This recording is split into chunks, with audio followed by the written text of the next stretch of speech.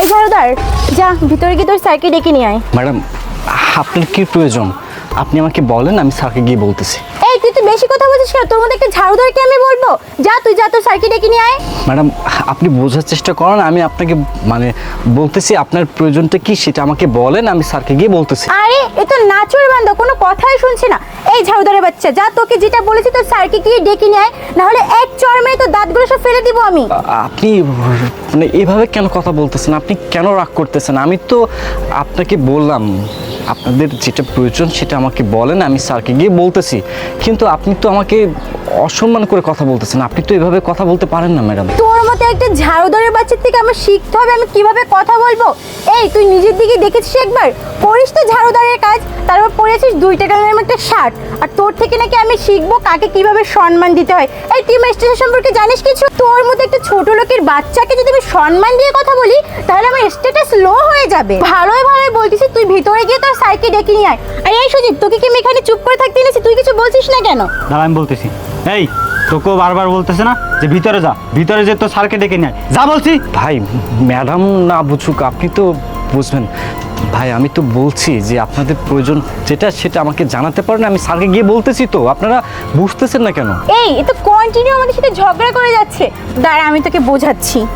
Madam, কি করতেছেন আপনি? এই তোর মতো একটা ছোট লোকের বাচ্চা ওই নোংরা হাত দিয়ে তুই আমার হাত ধরেছিস? তোর এত বড় সাহস! এই সাহস তো আমি আমার বাপকেও দেই নাই। দাঁড়া, তোকে আমি এবার মজা বোঝাচ্ছি।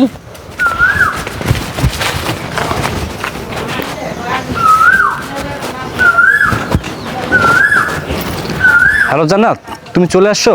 হ্যাঁ আমি তো চলে আসছি। তুমি কোথায়? তুমি জানো আমার সাথে কি হয়েছে? তোমার বাসার নিচে একটা কাজের লোকের বাচ্চা, ছোট লোকের বাচ্চা আমার সাথে একভাবে দুর্ব্যবহার করেই যাচ্ছে। এই তুমি এসব কি বলতেছো? আমি তো বাসার গেটের সামনে। তুমি বাসার গেটের সামনে মানে? আমরাও তো তোমার বাসার গেটের সামনে। পিছনে একটু ঘোরো, তাহলে দেখতে পাবা। এই ও বলছে ও নাকি পিছনে গেটের সামনে আছে, দেখতো। এই দোস্ত, পিছনে গেটের সামনে তো সে ঝাড়ুদারের বাচ্চাটা, তার মানে কি ওইটাই তোর বয়ফ্রেন্ড? দোস্ত তুই তাড়াতাড়ি যা, যে সব কিছু ম্যানেজ কর, না হলে তোর আমও যাবে সালাও যাবে। তাড়াতাড়ি চল। আশরাফ, তুমি এখানে এই পোশাকে কেন? দেখো আমি তো আগে কখনো তোমার সাথে মিট করিনি, আর এইভাবে তোমাকে দেখবো এটা আমি ভাবতেও পারিনি।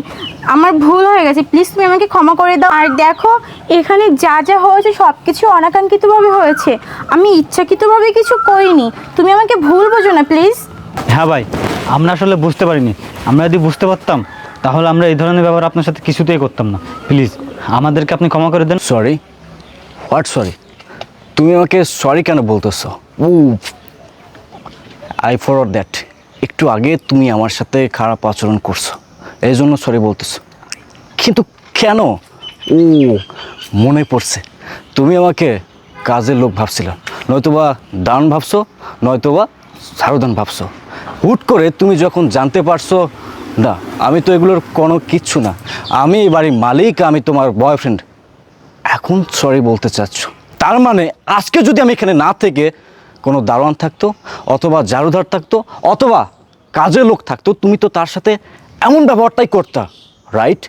Absolutely right, 100% right. কারণ তুমি তো মানুষের সাথে এভাবেই আচরণ করো, তোমার বিহেভটাই এরকম। তুমি তো মানুষকে মানুষ হিসেবে সম্মান দিতে জানো না, তুমি মানুষকে জাজমেন্ট করো তার পোশাক দেখে, তার কর্ম দেখে। এসব চিন্তা ভাবনা বাদ দাও। আমি ভাবতে পারতেছি না তোমার মতো এত ছোট মেন্টালিটির মেয়ের সাথে আমি এতদিন সম্পর্ক কন্টিনিউ করছি। আমি যদি জানতেই পারতাম যে তুমি মানুষকে মানুষ হিসেবে মূল্যায়ন করো না, আমি কখনো তোমার মতো জঘন্য মেয়ের সাথে কখনো সম্পর্ক কন্টিনিউ করতাম না। ভাগ্য ভালো, তোমাকে বাসায় ঢোকানোর আগে আমি সব সত্য জানতে পারছি, তোমার আসল রূপটা আমি ধরতে পারছি। না না, এভাবে তো চলতে পারে না। তুমি কি ভাবছো তোমার মতো এত নিচু মেন্টালিটির মানুষের সাথে আমি সম্পর্ক কন্টিনিউ করব? আমি তোমাকে বিয়ে করব? ইম্পসিবল, কখনো না। আমি তাকেই ভালোবাসবো, আমি তাকেই বিয়ে করব যে মানুষকে মানুষ হিসাবে মূল্যায়ন করতে পারবে, যে মানুষকে ভালোবাসবে, মানুষকে শ্রদ্ধা করতে পারবে। এসব চিন্তা ভাবনা বাদ দাও জান্নাত। ভাই আপনি set up, just set up. আমি খুব ঠান্ডা মাথার মানুষ, তাই এখনও তোদের কিচ্ছু বলিনি। আমার মাথা গরম হওয়ার আগে, আর এখানে এর থেকে বেশি সিনকেট হওয়ার আগে বলতেছি যা। আর এখানে যদি 1 সেকেন্ড দাঁড়িয়ে থাকিস তাহলে পা ভেঙে হাতে ধরে দিব। যা, গেট আউট।